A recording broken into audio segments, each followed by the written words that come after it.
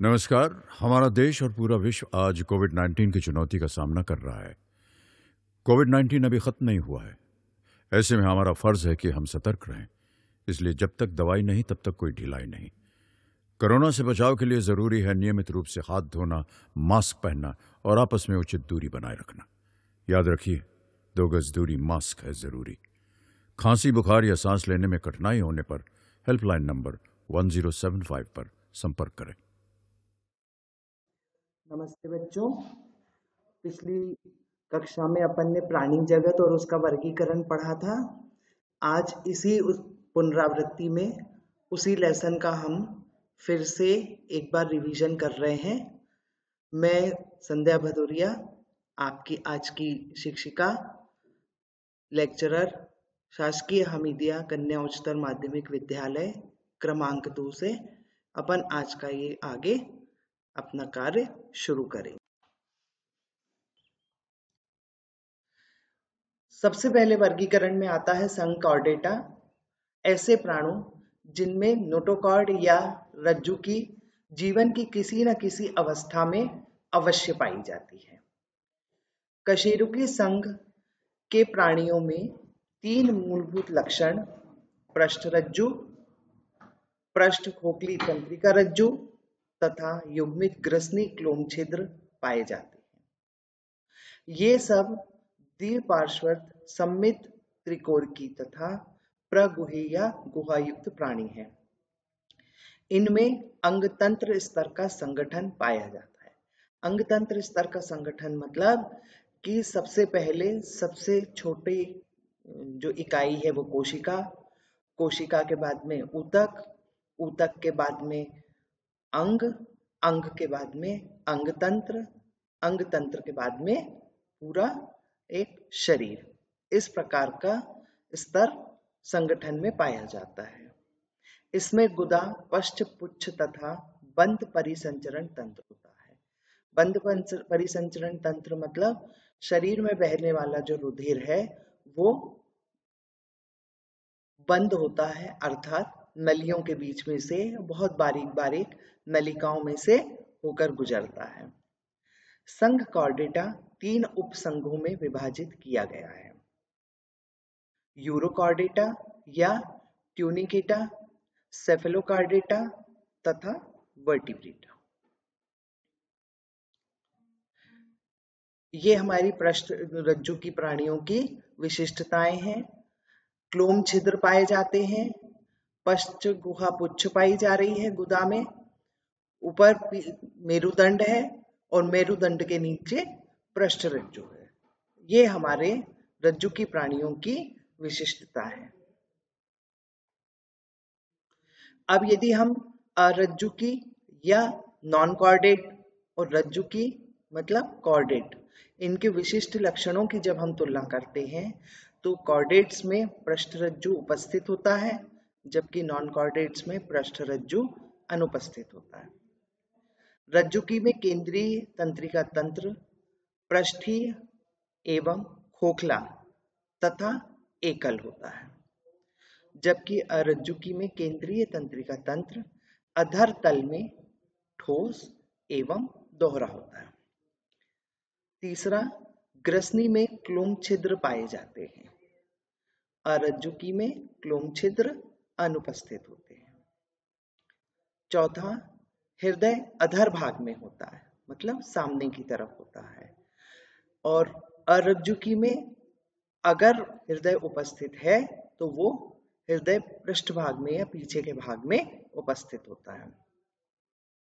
पांचवा, एक गुदा पश्च पुच्छ उपस्थित होती है। जीवन के किसी भी अवस्था में ये पश्च पुच्छ अवश्य पाई जाती है, जबकि अरज्जुकी में ये गुदा पश्च पुच्छ पूर्णतः अनुपस्थित होती है।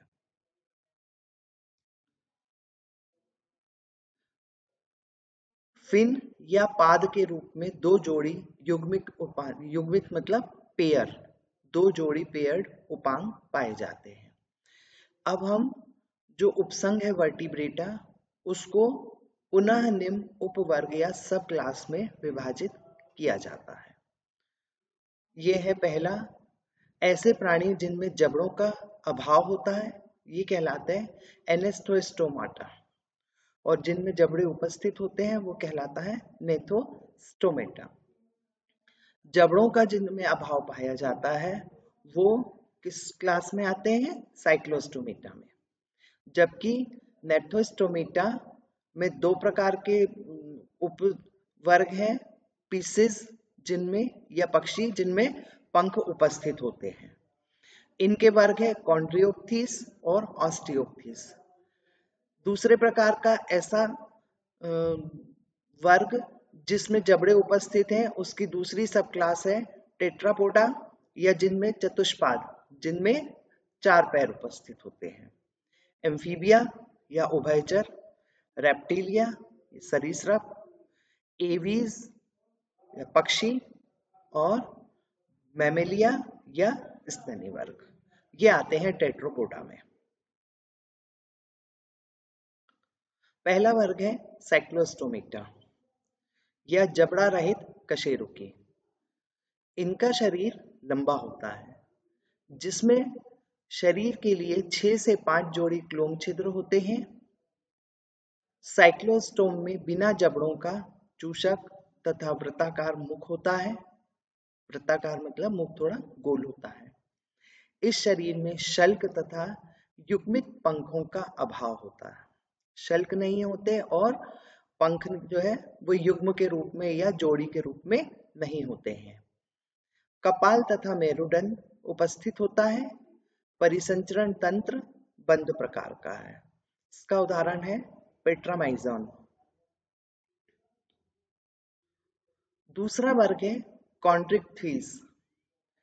कॉन्ड्रिक्थीज मछलियों में स्कॉलियोडान या डॉगफिश, दूसरा प्रेस्टिस या आरा मछली।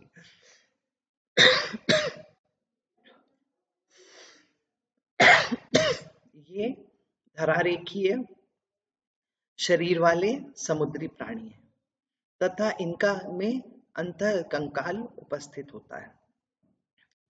इसमें जो चित्र दिया है 4.19 में मुख्य आधार पर जो है ये स्थित होता है। पृष्ठरज्जु चिरस्थायी होती है, अर्थात पृष्ठरज्जु संपूर्ण जीवन में पाई जाती है। चित्र में हम देखते हैं कॉन्ड्रिक्थीज मछलियों के उदाहरण में स्कॉलियोडान दिया हुआ है अ में, जबकि ब में आरा मछली।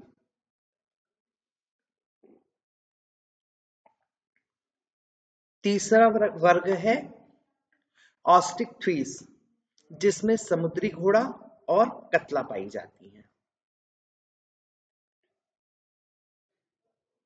अन्य वर्ग है एक एम्फीबिया या उभयचर।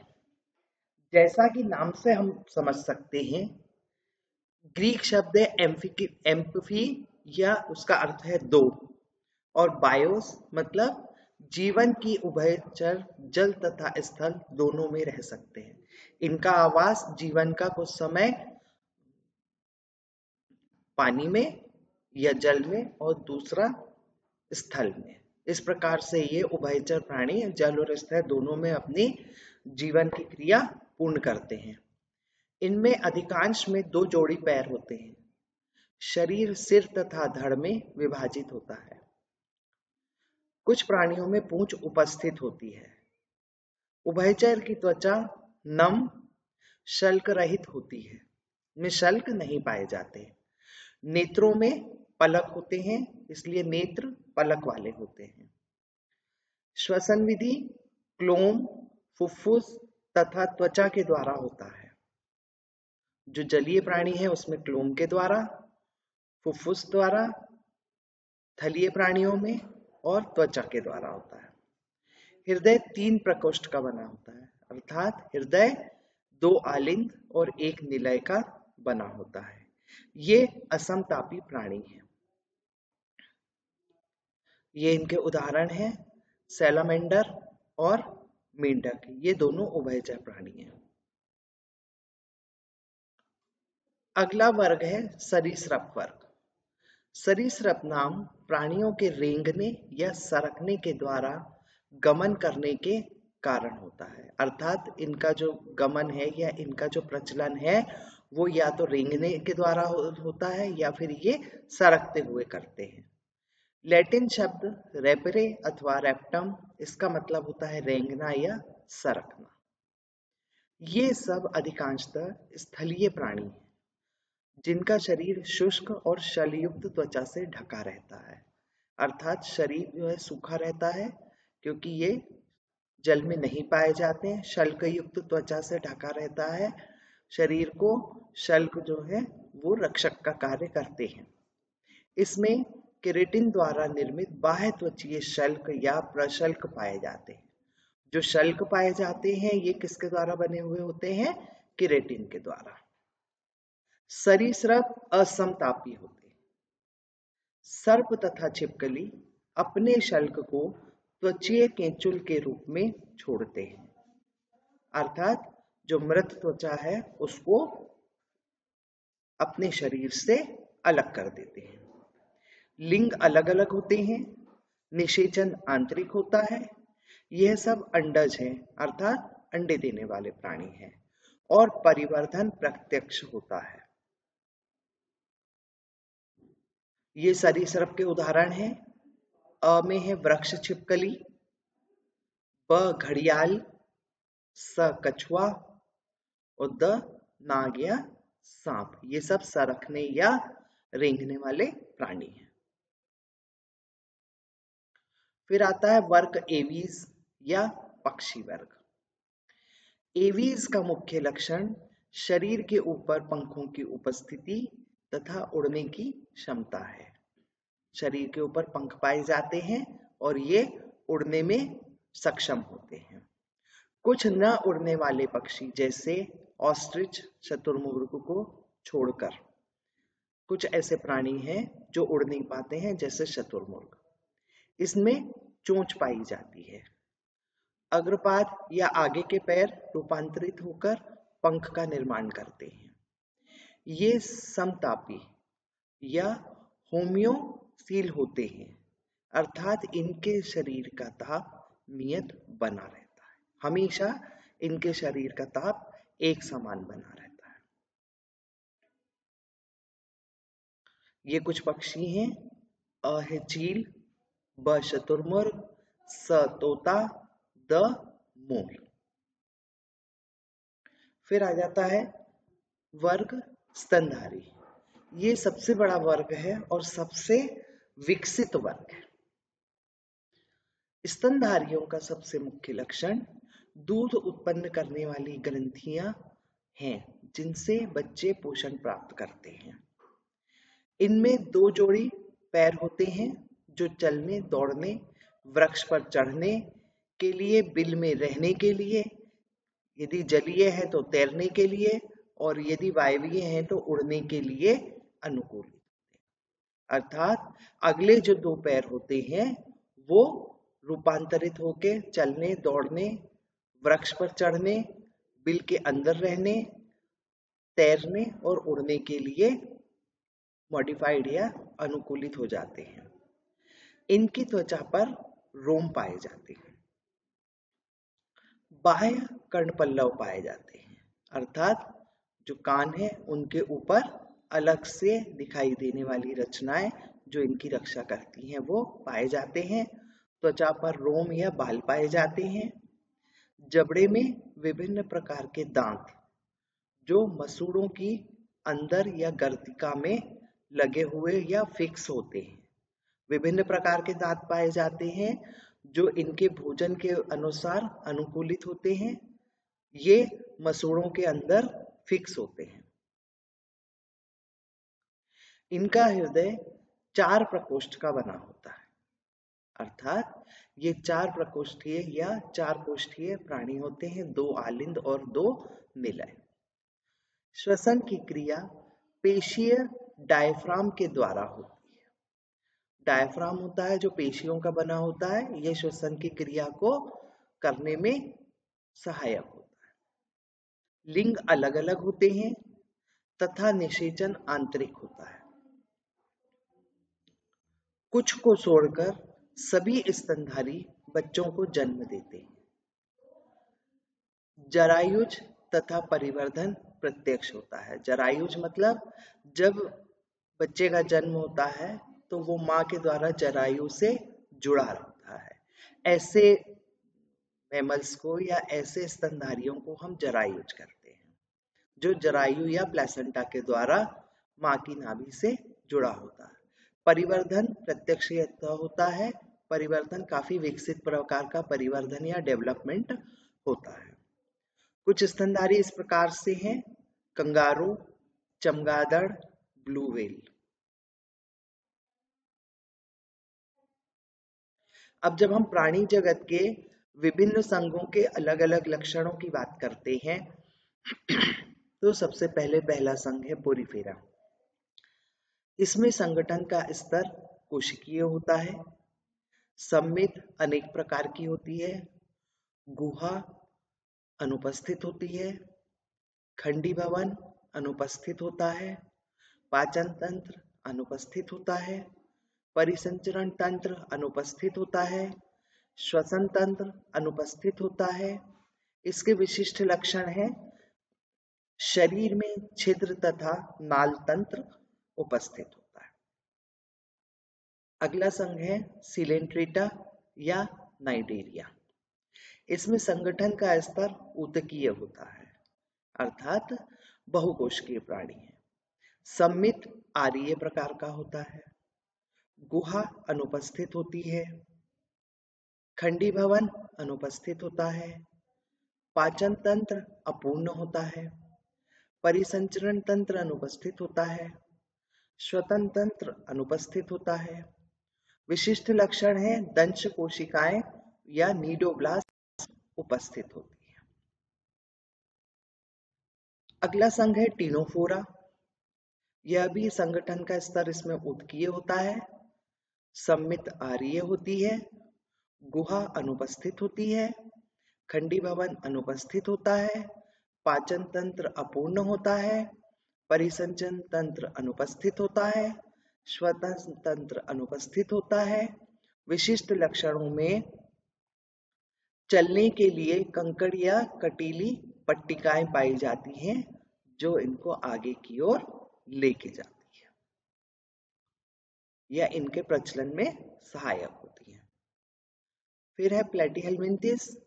संगठन का स्तर अंग तथा अंगतंत्र दोनों प्रकार का पाया जाता है, मतलब ये काफी विकसित प्राणी है। सम्मित द्विपार्श्व सम्मित होती है। गुहा अनुपस्थित होती है। खंडी भवन अनुपस्थित होता है। पाचन तंत्र अपूर्ण होता है। परिसंचरण तंत्र अनुपस्थित होता है। श्वसन तंत्र अनुपस्थित होता है। विशिष्ट लक्षणों में जो शरीर है वो चपटा होता है और इसमें चूषक अंगों की उपस्थिति होती है, जिससे ये अपना भोज्य पदार्थ ग्रहण करते हैं। फिर संघ है एस्केलमिन्थिस। संगठन का स्तर अंगतंत्र प्रकार का होता है। इन्हें सभी अंग काफी विकसित होते हैं। द्विपार्श्व सम्मित पाया जाता है। गुहा कूट प्रगुही मतलब फॉल्स सीलोम द्वारा निर्मित है। खंडी भवन अनुपस्थित है। पाचन तंत्र पूर्ण रूप से पाया जाता है। परिसंचरण तंत्र अनुपस्थित है। श्वसन तंत्र अनुपस्थित है। विशिष्ट लक्षणों में ये प्रायः क्रमी रूप में पाए जाते हैं और इनका आकार लंबा होता है। फिर है एनेलिडा। संगठन का स्तर अंगतंत्र प्रकार का होता है। द्विपार्श्व सम्मित होते हैं। प्रगुहा पाई जाती है। खंडी भवन उपस्थित होता है, मतलब शरीर जो है वो बारीक बारीक खंडों में पाया जाता है। पाचन तंत्र पूर्ण रूप से विकसित होता है। परिसंचरण तंत्र उपस्थित होता है, अर्थात रक्त परिसंचरण पाया जाता है। श्वसन तंत्र अनुपस्थित होता है। इसके विशिष्ट लक्षण है शरीर वलय की तरह खंडित होता है, अर्थात छोटे छोटे छोटे छोटे रिंग्स की तरह इनके शरीर के ऊपर पाए जाते हैं और ये पूर्णतः खंडित शरीर का निर्माण करते हैं। अगला संघ है आर्थ्रोपोडा। आर्थ्रोपोडा में अंगतंत्र संगठन के स्तर में अंगतंत्र पूर्णतः विकसित होता है। सम्मित द्विपार्श्व होती है। गुहा उपस्थित होती है। खंडी भवन उपस्थित है, शरीर अलग अलग खंडों में पाया जाता है। पाचन तंत्र पूर्ण होता है, परिसंचरण तंत्र उपस्थित होता है, श्वसन तंत्र उपस्थित होता है। विशिष्ट लक्षणों में जो बाह्य कंकाल है वो काइटिन युक्त होता है और संधि युक्त जो पाद है या पैर हैं वो पाए जाते हैं। मोलस्का में अंग तंत्र उपस्थित होता है, द्विपार्श्व सममित होते हैं, प्रगुहा पाई जाती है, पाचन तंत्र अनुपस्थित होता है, श्वसन तंत्र पूर्ण होता है, परिवहन उपस्थित होता है और बाह्य कंकाल और कवच प्रायः उपस्थित होते हैं। मोलस्का में बाह्य कंकाल और कवच प्रायः कैल्शियम युक्त होते हैं जो काफी कड़क होता है और इस कवच के अंदर जो है संपूर्ण शरीर उपस्थित होता है। इकाइनोडर्मिटा में अंग तंत्र पूर्णतः विकसित आर्य सम्मित होते हैं, प्रगुहा उपस्थित होती है, पाचन तंत्र पूर्ण होता है, श्वसन तंत्र पूर्ण होता है, परिवहन तंत्र पूर्ण होता है। इनका जो शरीर है ये जल संवहन तंत्र या आर्य सम्मित के पाए जाते हैं। इनके शरीर में जल संवहन तंत्र जो है पूर्णतः विकसित होता है और ये आर्य सम्मित प्रकार के प्राणी होते हैं। फिर है हेमिकॉर्डेटा, अंग तंत्र पूर्ण उपस्थित, द्विपार्श्व सम्मित, सीलोम उपस्थित होती है, पाचन तंत्र पूर्ण होता है, श्वसन तंत्र पूर्ण उपस्थित होता है, परिवहन तंत्र उपस्थित होता है। ये कृमि के समान गोल जो सूंड, कॉलर और धड़ में विभाजित होता है, इस प्रकार का शरीर उपस्थित होता है। कॉर्डेटा या रज्जुकी अंग तंत्र पूर्णतः विकसित होता है, द्विपार्श्व सम्मित होता है, प्रगुहा पाई जाती है, श्वसन तंत्र उपस्थित होता है, पाचन तंत्र पूर्ण होता है, श्वसन तंत्र पूर्ण होता है और इनमें परिवहन तंत्र पूर्णतः उपस्थित होता है। इनमें जीवन के प्रत्येक क्षण में पृष्ठरज्जु पाई जाती है, खोखला पृष्ठ तंत्रिका रज्जु पाई जाती है, क्लोम छिद्र पाए जाते हैं। जो जलीय प्राणी है वो श्वसन क्लोम के द्वारा करते हैं और या तो पैर पाए जाते हैं, जो जलीय प्राणी है उनमें पैर विकसित होते हैं, अथवा उड़ने वाले या एवीज प्राणियों में पंख पूर्णतः विकसित होते हैं।